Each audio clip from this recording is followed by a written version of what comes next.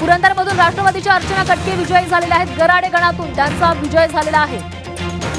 त्यानंतर बघूया पुढली एक मोठी बातमी येते आहे। सोलापूर मोहोळ तालुक्यामध्ये मतमोजणी संथ गतीनं सुरू आहे। ईव्हीएम धाब्यावर आढळल्यानं मोहोळ चर्चेत आलेलं होतं। 2 ईव्हीएम धाब्यावर आढळलेली होती। निकालाची प्रक्रिया संथ गतीनं सुरू आहे। मतमोजणी संथ गतीनं सुरू होत असल्यानं नाराजी व्यक्त केली जाते आहे। एकीकडे निकाल जाहीर होत आहे, एकीकडे विजयी उमेदवार जल्लोष करतायत, तर दुसरीकडे मोहोळमध्ये मात्र थंड आणि संथ गतीनं हे सगळं निकालाची प्रक्रिया आणि मतमोजणीची प्रक्रिया सुरू आहे। त्यामुळे काहीची उमेदवार असतील, राजकीय पक्षांचे प्रतिनिधी असतील, नाराजी व्यक्त करतात। दुसरी बातमी आलेली आहे। रायगडच्या दिघीमध्ये राष्ट्रवादीचा उमेदवार विजयी झालेला आहे। दिघीमधून राष्ट्रवादीचे सचिन कीर विजयी झालेले आहेत। राष्ट्रवादीचा हा तिसरा विजय रायगडमधला। दिघीमध्ये राष्ट्रवादीच्या सचिन कीर यांचा विजय झालेला आहे। तर राष्ट्रवादीची ही घौडदौड राष्ट्रवादी आणि शिवसेनेमध्ये ही लढत होती, अटीतटीची लढाई, आणि त्याच्यामध्ये आता राष्ट्रवादी काहीशी पुढे दिसतेय। त्यानंतरची पुढची मोठी बातमी, अक्कलकोट कर्नूर गणातून भाजपचा उमेदवार विजयी झालेला आहे। भाजपचे विनोद मोरे हे विजयी झाल्याचं आपल्याला पाहायला मिळतं। अक्कलकोट कर्नूर मधून भाजपनं बाजी मारलेली आहे। काही वेळापूर्वी हे विजय मोरे आघाडीवर असल्याचं आपण बघत होतो, मात्र त्यांचा आघाडीत आता त्यांची विजयामध्ये परिवर्तित झाल्याचं पाहायला मिळतंय। विनोद मोरे यांनी विजय मिळवलेला आहे। भाजपचे उमेदवार आहेत कर्नूर गणातले विनोद मोरे, आणि त्यांनी अक्कलकोट मधून कर्नूर मधून विजय मिळवल्याचं पाहायला मिळत आहे।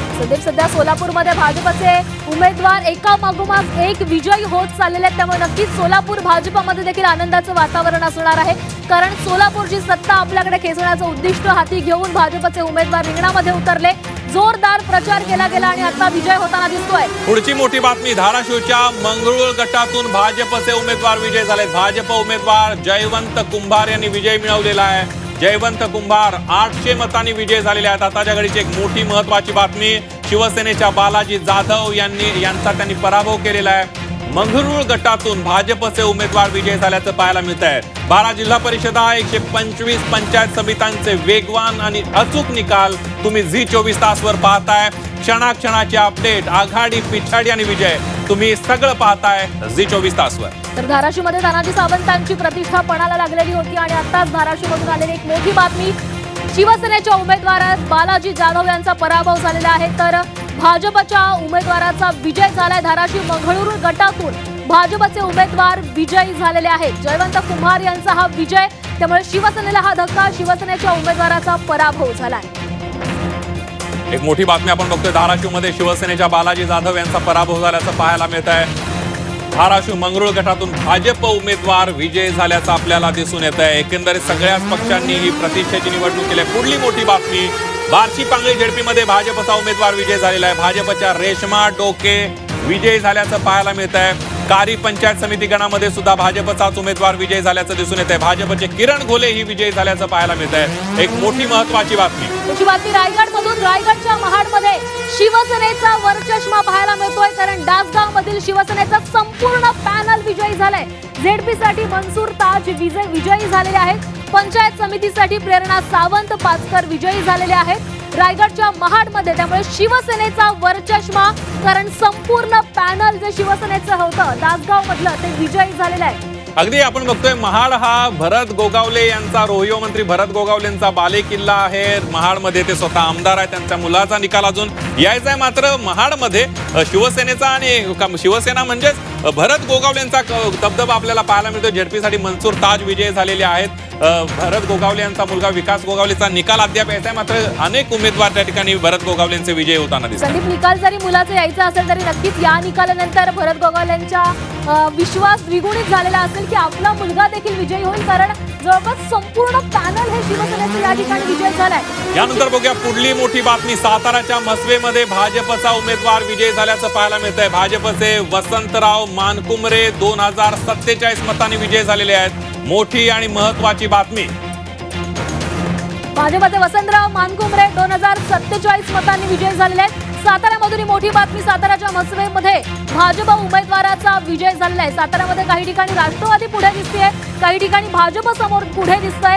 तर आता भाजप उमेदवाराचा विजय, वसंतराव मानकुमरे 2047 मतांनी विजयी झालेले आहेत। आपण बघतोय भाजपचा आतापर्यंत 4था ते 5वा विजय आहे साताऱ्यामधला. भाजप एक मोठा पक्ष होण्याच्या दिशेनं वाटचाल करताना दिसतोय. साताऱ्यामध्ये शिवसेनेचे 2 विजय झालेले आहेत, राष्ट्रवादीचे 2 विजय झालेत. मात्र या सगळ्या पक्षांच्या पेक्षा भाजपचे उमेदवार अधिक विजय होताना पाहायला मिळत आहेत. भाजपचे वसंतराव मानकुमरे हे 2047 मतांनी विजय झाले. साताऱ्याच्या म्हसवे गणातले ते भाजपचे उमेदवार. साताऱ्यामधून ही मोठी बातमी. साताऱ्याच्या मस्केटमध्ये भाजपचा उमेदवार विजयी झालेला आहे. साताऱ्यामध्ये राष्ट्रवादीचं देखील तितकंच वर्चस्व होतं. मात्र त्या ठिकाणी आता भाजपचे सर्वाधिक उमेदवार विजयी होताना दिसत आहेत, जिंकताना दिसत आहेत. त्यामुळे राष्ट्रवादीच्या उमेदवारांची देखील धाकधूक नक्कीच वाढलेली असणार आहे. एक तास दीड तास झालेला आहे. आता हे निकाल यायला लागल्यास सुरुवात झालेली आहे. काही वेळ अजून बाकी आहे. त्यामुळे येत्या काळामध्ये नेमकं काय अजून चित्र आपल्याला साताऱ्यामध्ये पाहायला मिळते पाहावं लागणार. त्यानंतर पुढली मोठी बातमी. पुणे वेल्हे झडपी गटामध्ये भाजप उमेदवार विजय झालेले आहेत. भाजपचे शिवाजी चोरगे 6568 मतांनी विजय झालेले आहेत. वागणी गटातून राष्ट्रवादीच्या उमेदवार विजय झाल्याचं पाहायला मिळत आहे. एनसीपीचे संदीप खुटवाड 2812 मतांनी विजय झाले आहेत. मोठी आणि महत्वाची बातमी पुण्याच्या झेडपी गटातून. संदीप, पुण्यातले जे निकाल समोर येत होते त्याच्यामध्ये राष्ट्रवादी आपल्याला पुढे दिसत होती, राष्ट्रवादीचे उमेदवार जिंकताना दिसत होते. आता भाजपचेही काही उमेदवार विजयी झालेले आहेत. सोबतच राष्ट्रवादीचे आणखी काही उमेदवार विजयी झालेत. बातमी यानंतरची मोठी बातमी आपण बघतोय. सोलापुरात उत्तम जानकर यांचा मुलगा पराभूत झालेला. आताच्या घडीची एक सगळ्यात मोठी महत्वाची बातमी. जीवन जानकर हे पराभूत झालेले आहेत. भाजपच्या संस्कृती सातपुते जे माजी आमदार आहेत माळशिरसचे, त्यांच्या पत्नी संस्कृती सातपुते यांनी उत्तम जानकर यांचा मुलगा जीवन जानकर यांचा पराभव केलेला. राम सातपुते यांच्या पत्नी आहेत संस्कृती सातपुते. संदीप, खरं तर उत्तम जानकर आणि राम सातपुते यांच्यामध्ये खरं तर लढाई आहे असं म्हणावं लागेल. आणि त्याच्यामध्ये राम सातपुते यांनी बाजी मारलेली आहे, कारण त्यांच्या पत्नी संस्कृती सातपुते यांचा विजय झालेला आहे आणि दहिगावमधून जीवन जानकर यांचा पराभव झालाय. त्यामुळे उत्तम जानकरांना हा मोठा धक्का मानला जातो. अगदी आपण बघितलं माळशिरस, जर आपण 2019 ची निवडणूक बघितली तर उत्तम जानकर आणि राम सातपुतेमध्ये अटीतटीचा सामना झालेला होता. थोडक्या मतांनी राम सातपुते जिंकून आलेले होते आणि आता उत्तम जानकर यांनी 24ला त्यांच्यावर मात केली. आता झेडपीमध्ये पुन्हा राम सातपुते आघाडीवर आहे. भारतीय जनता पार्टीचा सुपडा साफ करणारी औलाद अजून जन्माला यायची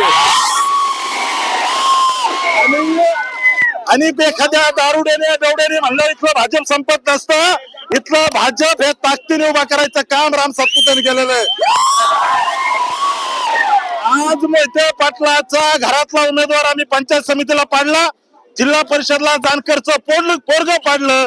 हा आमच्या राज्याचे नेते देवाभाऊ जयाभाऊ यांचा हा विजय.